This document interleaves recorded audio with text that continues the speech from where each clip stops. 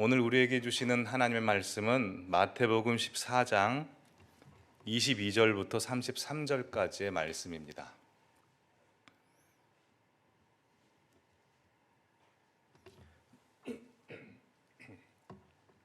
함께 봉독하도록 하겠습니다. 예수께서 즉시 제자들을 재촉하사 자기가 무리를 보내는 동안에 배를 타고 앞서 건너편으로 가게 하시고 무리를 보내신 후에 기도하러 따로 산에 올라가시니라. 저물매 거기 혼자 계시더니 배가 이미 육지에서 술이나 떠라서 바람이 거스름으로 물결로 말미암아 고난을 당하더라. 밤 사경에 예수께서 바다 위로 걸어서 제자들에게 오시니 제자들이 그가 바다 위로 걸어오심을 보고 놀라 유령이라 하며 무서워하여 소리 지르거늘 예수께서 즉시 이르시되 안심하라 나니 두려워하지 말라.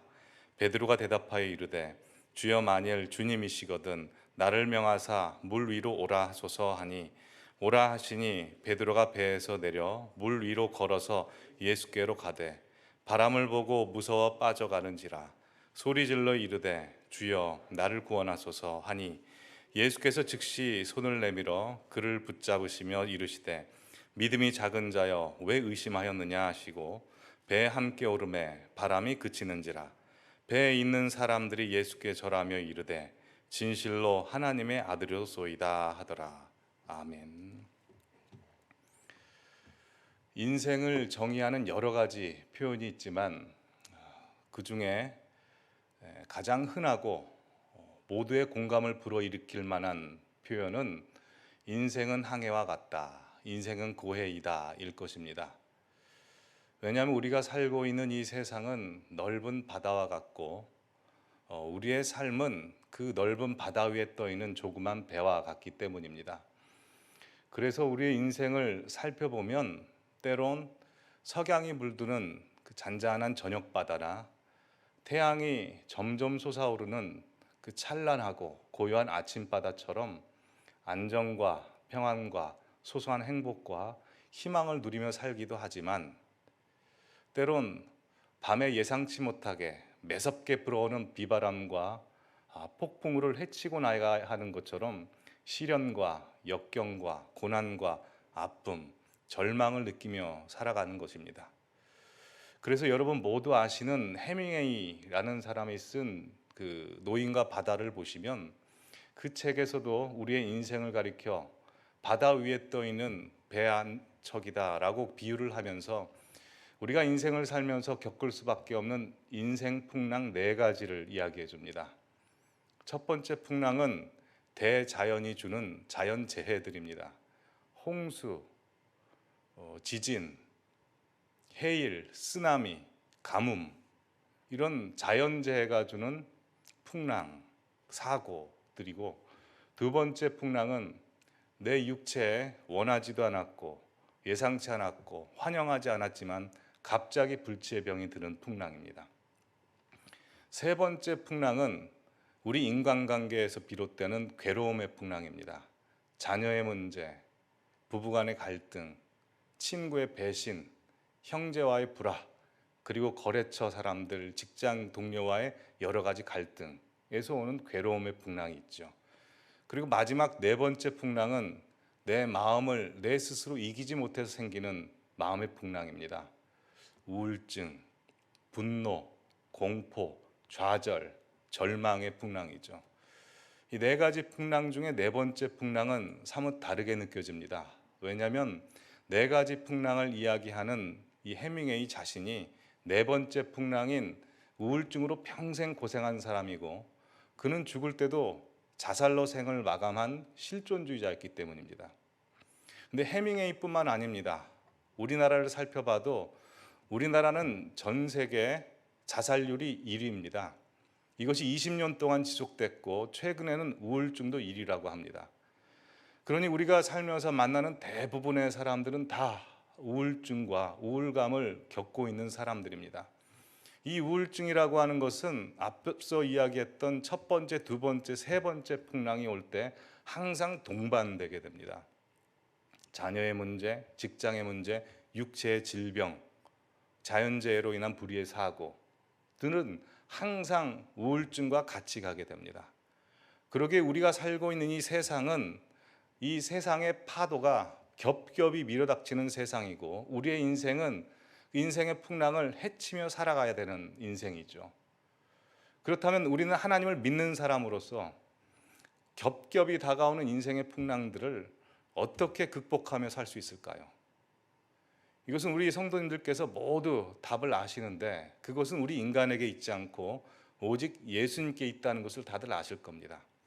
그러게 오늘 우리가 살펴보는 마태복음을 통해서 예수님께서 우리에게 말씀해 주신 답이 무엇인지를 한번 찾아보고자 합니다.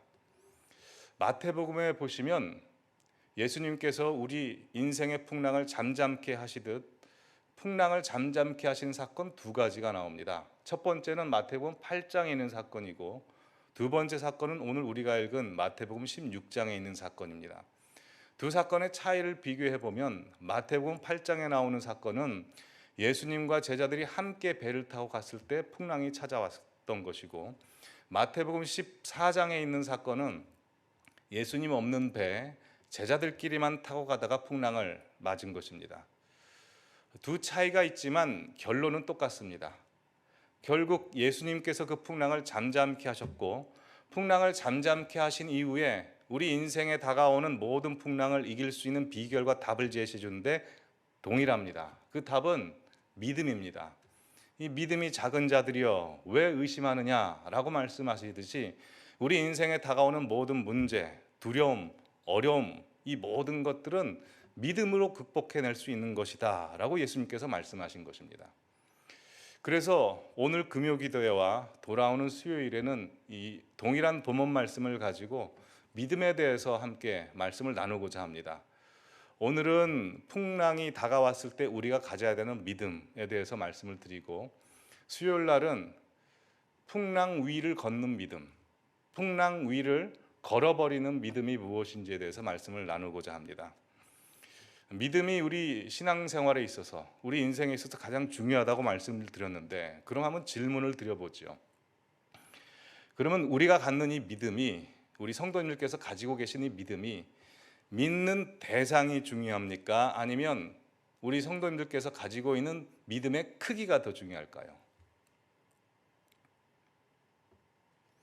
보통 이 질문을 하면 어느 것 하나를 취사 선택을 하시고 다른 거는 덜 중요한 것처럼 느껴질 때가 많죠. 그러나 분명히 짚어야 되는 것은 둘 다 중요합니다. 그래서 오늘은 믿음의 대상에 대해서 중점을 두고 말씀을 드릴 것이고 돌아오는 수요일은 믿음의 크기에 대해서 초점을 두고 말씀을 드릴 것입니다. 근데 둘 중에 어느 것이 우선하냐라고 굳이 따져본다면 믿음의 대상이 더 우선합니다. 제가 비행기를 처음 탔을 때 경험입니다. 제주도를 향해서 비행기를 처음 타고 가는데 비행기를 처음 타니 얼마나 가슴이 벅차고 기대에 부풀었겠습니까? 근데 좌석 배치가 잘못돼서 함께 가는 일행과 같이 자리를 앉은 것이 아니라 따로 저만 떨어져서 다른 사람들과 앉게 되었는데 창가 쪽 세 자리 중에 가운데 자리에 앉게 됐습니다. 그리고 제 좌측에는 어떤 할머니가 앉으셨고 제 우측에는 어떤 아저씨가 앉은 겁니다. 좌측에 계신 할머니랑 이야기해 보니까 이 할머니는 비행기를 처음 타시는 분입니다. 근데 비행기에 대한 공포증을 갖고 계시는 분인데 제주도에 있는 딸이 급하게 병이 걸려서 어쩔 수 없이 비행기를 타고 제주도에 가야만 해서 비행기를 타셨다는 겁니다. 그리고 우측에 계시는 분은 제가 보니까 아마 자주 왕래하는 비즈니스맨이신 것 같았습니다. 비행기에 대한 믿음으로 치자면 왼쪽에 계신 분은 겨자씨만한 믿음이고 저는 그보다 좀 사과만한 믿음인 거고 우측에 계시는 아저씨는 수박만한 믿음인 겁니다. 이렇게 겨자씨, 사과, 수박이 나란히 앉아서 제주도를 향해서 비행기를 타고 갑니다. 가다 보면 중간에 난기류를 만나서 비행기가 흔들리지 않습니까? 처음 난기류를 경험한 저와 이 할머니는 난리가 납니다. 이 할머니 같은 경우에는 이게 무슨 일이냐고, 혹시 사고가 나는 것 아니냐고, 숨이 가파르고 토가 나올 것 같다, 언제 도착하냐, 나 내리고 싶다, 별의별 얘기를 다 하십니다. 그리고 저는 그래도 기대감이 있지 않습니까? 아, 이게 뭐지? 좀 두려운 마음이 있었지만 그래도 괜찮겠지라고 해서 이내 괜찮아졌습니다.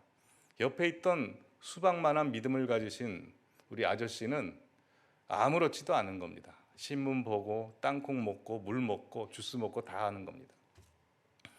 이렇게 겨자씨, 사과, 수박이 나란히 제주도를 향해서 비행기를 타고 가는데 놀라운 일이 벌어졌습니다. 겨자씨, 사과, 수박이 제주도 공항에 동시에 도착한 겁니다. 이게 놀라셔야 되는데, 우리가 생각할 때는 겨자씨만한 이 할머니는 2시간 걸려야죠. 그리고 사과는 1시간 걸려야 되고 수박은 30분 걸려야죠. 근데 그렇지 않고 겨자씨, 사과, 수박이 제주도 공항에 동시에 도착합니다. 왜요? 같은 비행기를 타고 갔기 때문에 그렇습니다. 믿음이 그렇습니다. 우리의 믿음의 크기도 중요하지만 내가 믿는 대상이 누구냐가 굉장히 중요합니다. 내가 자동차를 타고 가면 그 자동차가 가지고 있는 성능과 수준만큼 가는 것이고, 내가 비행기를 타고 가면 비행기 성능과 그 수준만큼 가는 것입니다. 우리가 하나님을 믿으면 하나님의 능력과 그 수준대로 사는 것이 당연한 것이고 자연스러운 것입니다. 우리 하나님은 전지전능한 하나님이십니다. 능력과 지혜에 있어서 무제한이십니다. 그러기에 오늘 본문의 예수님께서 우리가 인생의 풍랑을 만났을 때마다 그것을 극복하는 비결은 단 한 가지, 살아계신 전능하신 하나님을 믿는 믿음을 가지라는 것입니다. 그분이 어떤 분이라는 것을 우리가 분명히 알아야만이 우리 인생에 다가오는 여러 가지 문제들을 우리가 극복하며 살 수 있다고 합니다. 오늘 본문 처음으로 들어가 보시죠. 오늘 본문에 보시면 제자들은 예수님이 없는 배에 제자들끼리 타고 가다가 바다 한가운데서 폭풍우를 만나게 됩니다. 왜 폭풍우를 만나게 되었는지, 누구 때문에 폭풍우를 만나게 되었는지 한번 짚어볼 필요가 있습니다. 22절을 다 함께 읽겠습니다. 예수께서 즉시 제자들을 재촉하사 자기가 무리를 보내는 동안에 배를 타고 앞서 건너편으로 가게 하시고, 지금 누가 재촉해서 건너가게 하십니까? 중간 부분을 떼서 읽어보시면 예수께서 즉시 제자들을 재촉하사 배를 타고 앞서 건너편으로 가게 하시고 라고 해서 예수님이 재촉을 해서 건너가게 하셨다는 겁니다. 예수님은 신적 지혜와 능력을 가지신 분입니다. 어떤 일이 벌어질지, 그리고 그 일이 벌어졌을 때 그 모든 문제를 해결하실 수 있는 능력이 있는 하나님이라는 것을 제자들도 알고 있습니다. 근데 그 예수님께서 재촉해서 건너가라고 하시기에 그 예수님의 말씀을 믿고 그들 스스로 배를 타고 바다 한가운데를 지나게 됩니다. 그러다가 풍랑을 만나게 된 겁니다. 예수님 제자들이 예수님 말씀대로 바다 한가운데를 지나다 풍랑을 만났을 때 어떤 마음이 들었을까요? 야속한 마음이 들지 않았을까요? 예수님 왜 그러셨을까? 이런 일이 벌어질 줄 모르고 우리한테 가라고 하셨을까?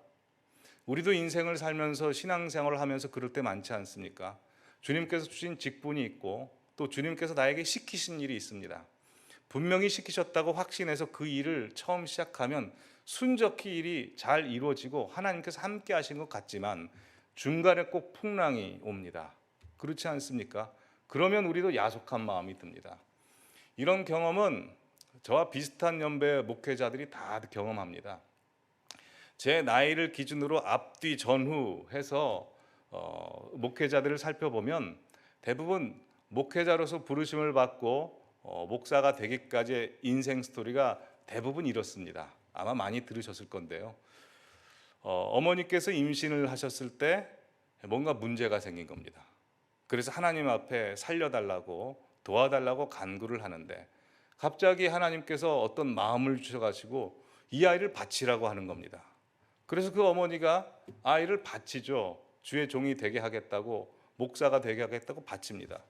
그리고 그 아이가 자랄 때 가정교육을 통해서 주의 종이 되게 몰아갑니다. 목회자 돼야 된다. 뭐 안수도 해주고 여러 가지 일들을 통해서 분위기를 그렇게 만듭니다. 그럼 중고등학교 때 조금 반항도 하고 방황도 하다가 하나님을 만나는 계기가 생깁니다.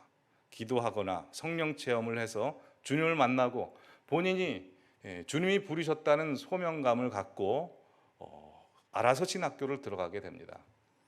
이런 이야기 많이 들어보셨죠? 제 이야기이기도 합니다. 그래서 제 목사가 된 여정들을 살펴보면 쉽게 됐습니다. 물론 어려울 때도 많았고 노력할 때도 많았고 고난을 겪을 때도 많았지만 지금 돌이켜보면 다 쉽게 됐습니다. 신대원 들어간 또 쉽게 들어갔고 목사고시 보고 안수받는 것도 쉽게 됐고 유학 갔다 오는 것도 쉽게 됐습니다. 그래서 목회하는 것도 쉽게 될 줄 알았습니다. 근데 언제 풍랑을 만나냐면 목회를 하면서부터 풍랑을 만납니다. 목회를 흔히 야전이라고 합니다. 그래서 목사님들을 야전 사령관이라고 하죠. 야전은 총알이 빗발치고 옆에서 폭탄이 터지는 최전방입니다. 그 피투성이를 보고 여러 가지 일들을 겪죠. 저도 야전에 들어갔을 때 권투로 치자면 잽이 몇 번 날아오는 겁니다. 잽이 날아오면 제 나름대로 피하고 가드를 올려서 피하기도 하죠.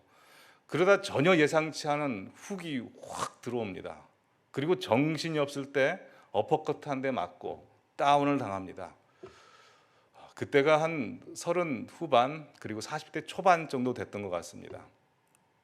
그러면 속에서 어떤 마음이 들면 야속한 마음이 듭니다. 하나님에 대하여 서운하기도 하고 어머니께 야속한 마음이 듭니다. 그래서 한 번은 전화를 해서 불평을 늘어놓은 적이 있습니다. 어머니, 왜 내가 허락하지도 않았는데 서원을 해가지고 나를 왜 이 길로 와서 고생스럽게 하십니까? 내가 이런 줄 알았으면 시작했겠습니까? 라고 불평을 늘어놨습니다. 그랬더니 저희 어머니께서 한참 듣다가 한마디를 나지막한 목소리로 하셨는데 그 한마디에 제가 정리가 됐습니다. 종원아, 알겠다. 근데 네가 그 이야기를 지금 40 먹고 해야 되겠니? 그 한마디에 저는 아무 말도 할 수 없었습니다. 왜냐하면 나이 40이면 뒤돌아갈 수가 없는 겁니다. 되돌아가기에도 애매모호하고 또 앞에 풍랑을 헤치고 나가기에는 힘과 능력이 없어서 이러지도 못하고 저러지도 못하는 겁니다. 근데 오늘 본문에 나오는 제자들이 딱 그 상황입니다. 24절을 한번 보시죠. 배가 이미 육지에서 수리나 떠나서 바람이 거스름으로 물결로 말미암아 고난을 당하더라 라고 되어 있습니다. 제자들이 만약 얕은 물가에서 항해를 시작할 때 폭풍우가 왔다면 그러면 시작도 안 했죠. 어느 선장이 폭풍의 징조가 보이는데 시작을 했겠습니까? 근데 그렇지 않고 선장이 볼 때는 폭풍우가 전혀 오지 않을 상황 속에서 가다가 난데없이 폭풍우가 다가오는 겁니다. 그러니 정신이 없죠. 야속한 마음이 들죠. 그때는 이런 질문을 할 수밖에 없습니다. 예수님, 왜 재촉해서 바다 건너편으로 건너가라고 해서 배를 타고 갔는데 중간에 풍랑이 오는 겁니까? 하나님께서 나를 부르셔서 이 일을 시작하게 하셨는데 왜 중간에 이런 풍랑을 만나게 하십니까? 라고 질문을 할 수밖에 없죠. 근데 그 질문의 답은 명확합니다. 이건 우리 성도님들도 다 명확합니다. 그것은 하나님께서는 풍랑을 통해서 우리 믿음을 흔들어 보고 싶으신 겁니다. 장난삼아 흔들어 보고 싶은 것이 아니고 내 믿음이 온전히 서 있는지 아니면 온전히 서 있지 못하는지 하나님께서도 확인하시고 나 스스로 하여금 확인케 하시기 위해서 풍랑을 가지고 흔들어 보시는 것입니다. 예를 들어 보죠. 제가 돈이 많아서 지진 강도 8에도 견디는 아주 강력하게 지어진 값비싼 건물을 구입했다고 해보죠. 제가 아무리 좋은 건물을 구입했다고 하더라도 지진이 일어나지 않으면 지진 강도 1에 버티는 건물과 지진 강도 8에 버티는 건물 차이가 없습니다. 똑같습니다. 그러나 지축이 흔들리는 지진이 일어났을 때 그것이 강력하게 지어진 건물인지 약하게 지어진 건물인지가 탄로가 나는 것입니다. 풍랑도 마찬가지입니다. 얕은 물가에서는 누구나 믿음이 있죠. 그러나 되돌아갈 수 없는 깊은 물가에서 풍랑이 나면 그때 우리의 믿음의 진가가 드러나는 것입니다. 호수의 깊이는 홍수가 왔을 때, 물이 범람했을 때 아는 것이 아니라 가뭄이 올 때 아는 것처럼 우리 인생의 풍랑도 가장 어렵고 힘들 때 전혀 찾아오지 않을 것 같은 그 시기에 풍랑이 찾아온다는 것입니다.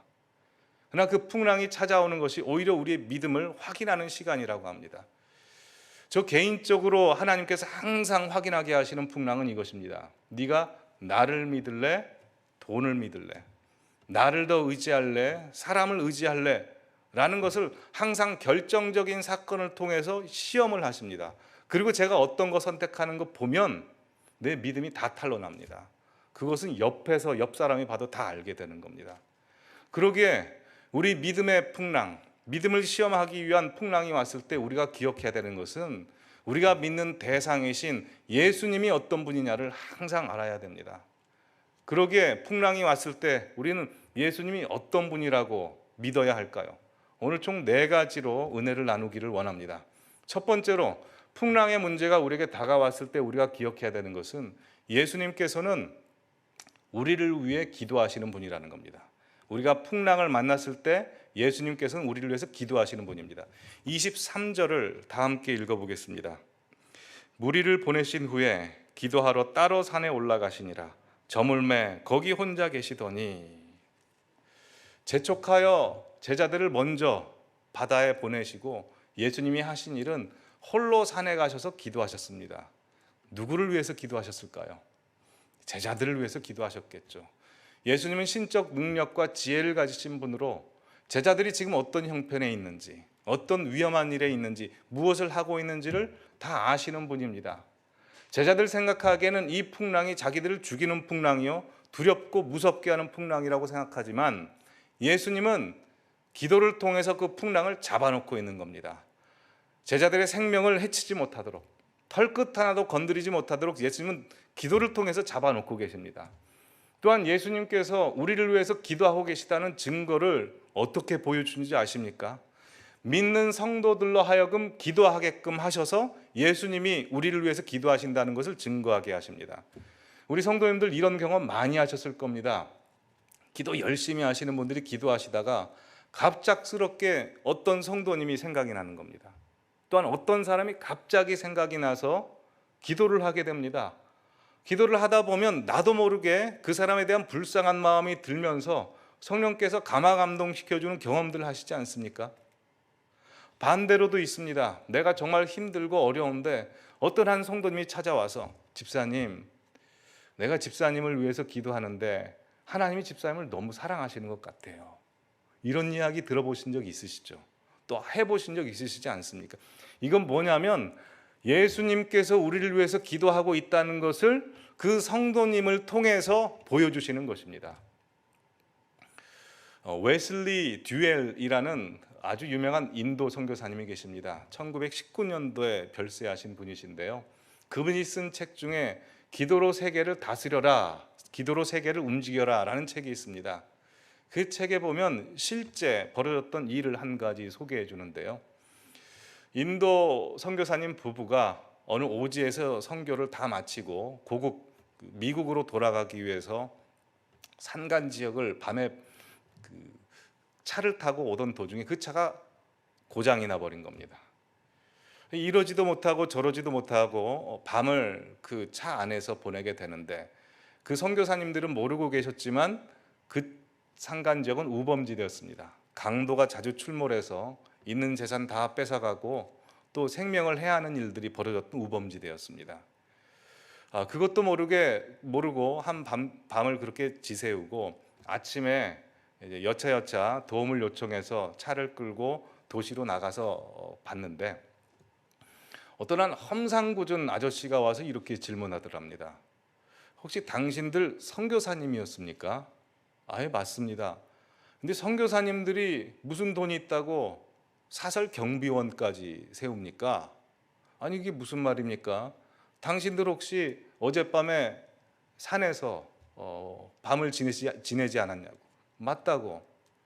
사실 우리 무리가 그 차를 도둑질하려고 갔는데 사설 경비원이 있어가지고 그냥 내려왔다고. 그 이야기를 하는 겁니다. 아마 인도가 보통 사람들이 다 그런가 봅니다. 그래서 이 선교사님이 듣고, 그럼 사설 경비원이 몇 명이었는지 아냐라고 물어봤더니 12명이지 않았냐고 이야기를 해준 겁니다. 이런 일도 있구나, 신기하다 하고 미국으로 비행기를 타고 갔습니다. 그리고 선교를 파송한 교회 가서 선교 보고를 하고 마지막에 있었던 사건을 이야기하고 간증을 마치고 예배를 마치고 나오는데, 어떤 성도님이 선교사님한테 이렇게 묻는 겁니다. 혹시 선교사님, 그 마지막에 있었던 사건, 그 언제 벌어졌던 일입니까? 어느 때? 그랬더니 선교사님이 이때 벌어졌다, 이런 이야기를 해주신 겁니다. 그랬더니 그 성도님이 깜짝 놀라면서, 선교사님, 사실 제가 그때 기도하고 있었는데 성령님께서 갑자기 선교사님 두 부부를 위해서 아주 위급하게 기도하라는 사인을 주셔가지고 함께 성도들 모아서 교회 와서 기도했다는 겁니다. 선교사님이 이번에 깜짝 놀라서 그 사람 몇 명이었냐고 물어봤더니 12명이었다는 겁니다.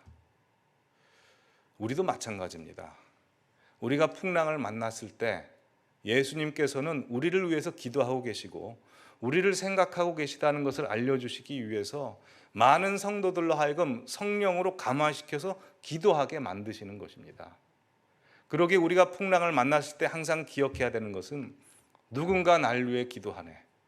내 성도님들이, 내 동역자들이, 내 부모가, 내 가족, 그리고 근본적으로 우리 예수님께서 나를 위해서 기도하신다는 것 항상 기억하시기 바랍니다.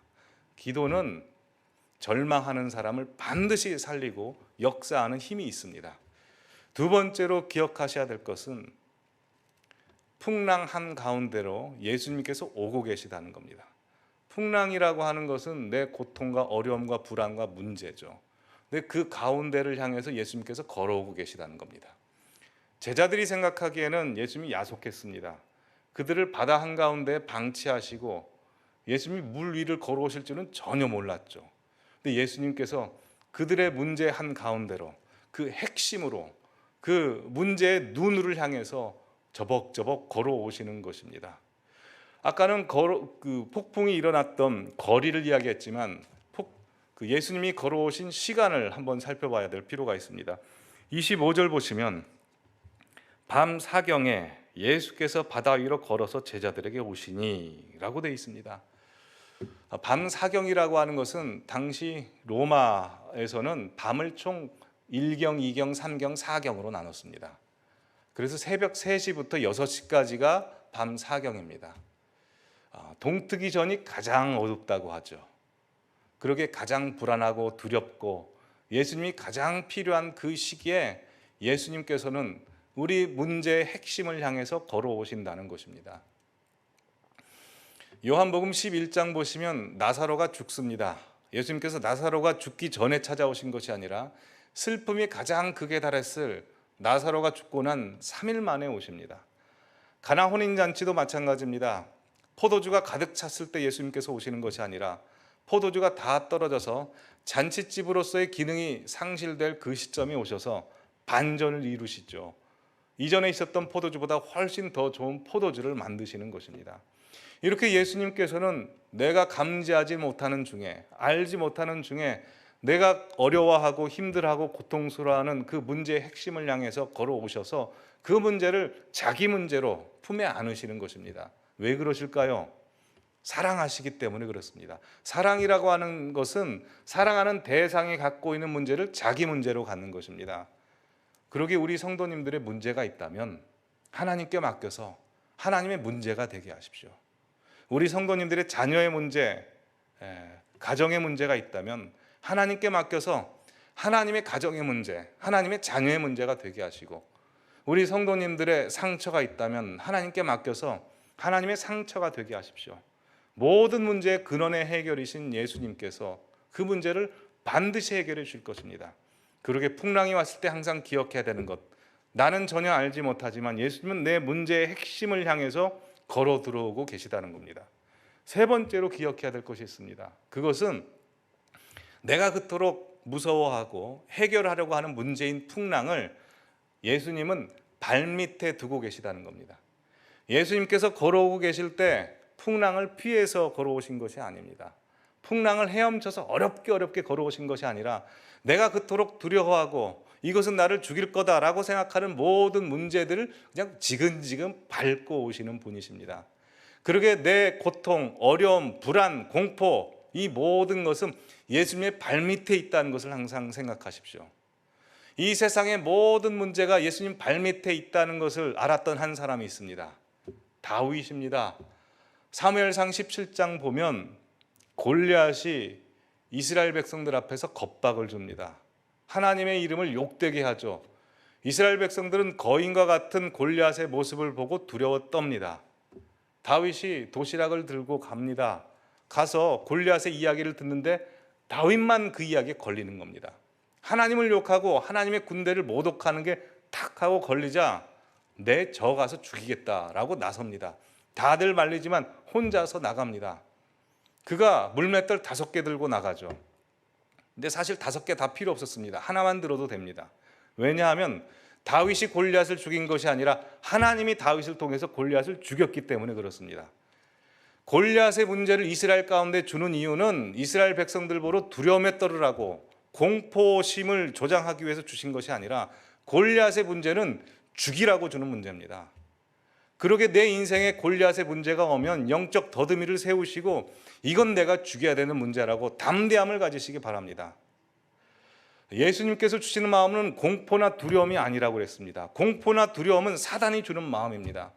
그러게 그 마음이 있다면, 또한 교만한 마음이 있다면, 절망을 주는 마음이 있다면 저건 내가 죽여야 돼 라고 해서 맞짱 떠서 승리하십시오. 왜냐하면 모든 문제가 다 예수님의 발밑에 있기 때문입니다. 우리는 그 예수님 품 안에 있기에 모든 문제는 우리 발밑에 있는 것과 마찬가지입니다. 그렇게 풍랑이 다가올 때마다 우리가 기억해야 되는 것은 내 문제는 이미 예수님 발밑에 있다는 겁니다. 그리고 마지막 4번째로 기억하셔야 되는 것은 예수님의 말씀은 뭐든지 다 이루어진다는 것입니다. 예수님께서 평상시에 하던 말씀도 그냥 어설피 하신 말씀이 아니라 다 이루어지는 말씀입니다. 22절 보시면 재촉해서 제자들로 향하여 제자들에게 배를 타고 건너편으로 건너가게 하시죠. 이 건너가게 하실 때 말씀을 어떻게 하셨을까요? 제자들아 이리 모여봐라. 지금 갈릴리 바다가 있는데 여기 너무 넓어.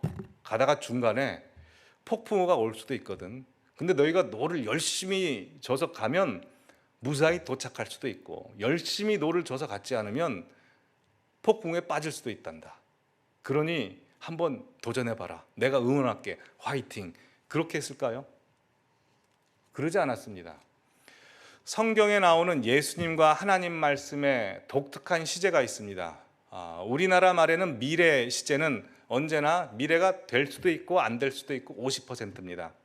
근데 히라버, 헬라어와 히브리어에는 미래 시제 중에 미래 완료 시제라는 게 있습니다. 아브라함에게 하셨던 약속, 너는 복이 될지라 라고 하는 하나님의 말씀은 어떻게 되냐면 너는 미래에 이미 복이 됐다 라는 말씀인 것입니다. 너는 승리할 것이다. 너는 미래에 이미 승리되었다 라고 하는 게 미래 완료 시제인데 예수님의 말씀과 하나님의 말씀은 항상 미래 완료 시제입니다. 빛이 있으라 하면 이미 빛이 생겨버리는 것이고 궁창이 만들어져라 하면 궁창이 만들어져 버리는 것입니다. 그러게 저편으로 건너가라 라고 하면 그들이 저편으로 건너가지 않았을지라도 이미 완료형으로 미래에 이미 건너간 것과 마찬가지라는 겁니다. 우리 성도님들의 인생이 그와 마찬가지입니다. 이미 하나님께서는 예수 그리스도의 보혈의 피와 부활의 능력으로 말미암아 우리의 운명을 승리와 영광으로 확보하셨습니다. 그것은 미래 완료 시제입니다. 이미 미래에 그렇게 돼버린 것입니다. 작년 2022년도에 카타르 월드컵이 있었고 우리나라가 16강에 들어서 모두가 기뻐했습니다. 손흥민이 꺾이지 않은 마음이라는 이야기를 해서 많은 젊은이들이 유행어처럼 사용하기도 했죠. 근데 사실 월드컵 하면 가장 생각나는 게 어떤 월드컵입니까? 2002년 월드컵입니다. 제 인생의 전성기라고 하는 그 시기를 이야기하라고 한다면 저는 2002년을 들 것입니다. 왜냐하면 2002년도에는 정말 좋은 일이 많았습니다. 월드컵이 가장 좋았는데 그때 경기를 저는 머릿속에 아직도 다 기억하고 있습니다. 가장 재밌었던 경기가 어느 경기였는지 기억하시죠? 이태리와의 경기였습니다. 16강에서 8강으로 올라가는 길목에 만났습니다. 그때 이태리랑 경기하고 우리랑 사이가 굉장히 안 좋았던 거 혹시 기억하십니까? 안정환이 이태리 리그에서 뛰고 있었는데 경기가 마치고 이태리로 돌아갈 수가 없었습니다. 그리고 우리나라 사람들도 이태리 사람 싫어해가지고 이탈리아 피자도 안 먹고 이태리 타월도 찢어버리고 그런 일이 실제로 있었습니다. 기억나시죠? 네. 근데 경기를 이제 시작을 했는데 먼저 누가 골을 넣냐면 이태리가 골을 넣습니다. 전반 17분에 그 토티라는 사람이 있었습니다. 더티 같은 토티라는 사람이 있었는데 토티가 센터링으로 골을 이제 옮겨주자 비엘이라는 권투서술 출신이 있습니다. 얼굴이 우락부락하게 생겼는데 그 선수가 헤딩으로 탁 해서 넣습니다. 그리고 골 세레머니를 어떻게 했냐면 우리 관중들 앞에 뛰어가면서 이렇게 했습니다. 조용히 해라 이거죠. 듣기 싫다 조용히 해라. 우리는 그 손가락 막 부러뜨리고 싶고 그랬습니다. 그리고 전후반 계속해서 골을 넣으려고 노력을 했는데 들어가지를 않는 겁니다. 그러다 후반 42분 30초 정도에 설기현이라는 선수가 드디어 일을 냅니다. 설기현이라는 선수는 당시에 설명이 좀 필요한데요. 설기현은 당시에 골이 자신에게 정확하게 오면 그 볼을 무조건 다른 방향으로 차는 놀라운 재능을 갖고 있었습니다. 근데 그때 설기현한테 볼이 어떻게 들어오냐면 박지성이 중원을 골을 몰고 가다가 황선홍한테 툭 찹니다. 황선홍이 그 공을 바로 발등으로 차서 토스를 안정환한테 주려고 했는데 그게 상대편 선수 맞고 갑자기 설기현한테 툭 떨어지니까 설기현이 깜짝 놀라서 발을 툭 댔는데 그게 골이 된 겁니다. 모두가 깜짝 놀랐죠. 설기현도 깜짝 놀라가지고 그때 골 세레머니를 어떻게 했냐면 야 이거 어떻게 된 거지? 그때 우리 정말 좋았습니다. 그리고 연장전 갔죠. 연장 후반 10분에 안정환이 헤딩으로 이영표의 볼을 받아서 골을 넣습니다. 그때 골 세레머니가 이 반지 세레머니였습니다. 너무 좋았습니다. 근데 우리가 그 경기만 보고 말았습니까? 그러지 않았죠. 재방송 보지 않았습니까? 그 재방송은 지금도 해줍니다. 근데 그 재방송 보면서 비에리가 골을 처음에 팍 넣었을 때 어떡하지? 우리 지면 어떡하지? 두려워하고 벌벌 떨면서 보면 병원 가야 됩니다. 어떻게 보죠?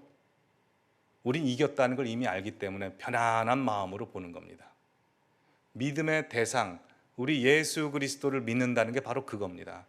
이미 예수님께서는 이긴 게임을 다 끝내셨습니다.